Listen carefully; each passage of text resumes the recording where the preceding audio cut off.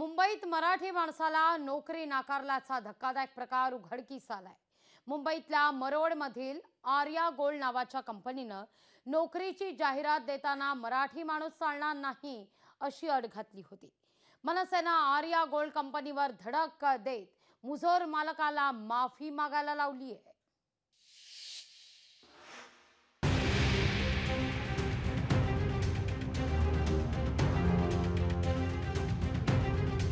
मुंबईत मराठी माणसाला नोकरी नाकारली।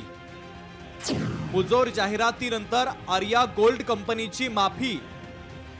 मुंबईत मराठी माणसाला नोकरी नाही का? साहेब बाल ठाकरे से मैं माफी मांग रहा हूँ और महाराष्ट्र से भी मैं सगळ्या महाराष्ट्राच्या मराठी जनतेची माफी मागतो बोल। मैं माफी मांगता पूरे महाराष्ट्र से कि मेरा ये ऐसा कोई इरादा नहीं था, ये गलत मैसेज चला गया है। मुंबईतल्या अंधेरीमधील या आर्या गोल्ड कंपनीची मुजोरी पहा। मॅनेजर पदाची जाहिरात देताना मराठी उमेदवार नको असं स्पष्टपणे कंपनीनं सांगितलंय। मराठी उमेदवार नको हे सांगण्याची हिम्मत आर्या गोल्ड कंपनीच्या मालकानं दाखवली होती। कंपनीची ही जाहिरात सोशल मीडियावर व्हायरल झाली।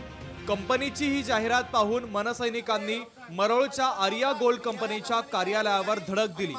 मुजोरी करणाऱ्या कंपनी मालकाला माफी मागायला लावली।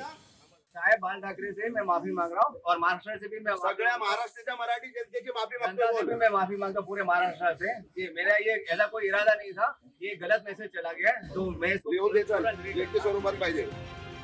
मुंबई मराठी माणसाची आहे। मुंबईत मराठी माणसाला नोकरी नाकारली जात असेल तर त्यावर कठोर कारवाई केली जाईल अशी ग्वाही पालकमंत्री दीपक केसरकर यांनी दिली आहे। कुठल्या ऍक्ट खाली त्यांच्यावर कारवाई करायची याचा आम्ही निश्चित विचार करू। मी आता एका मीटिंगला जातोय, तिथे आदरणीय उपमुख्यमंत्री असणार आहेत।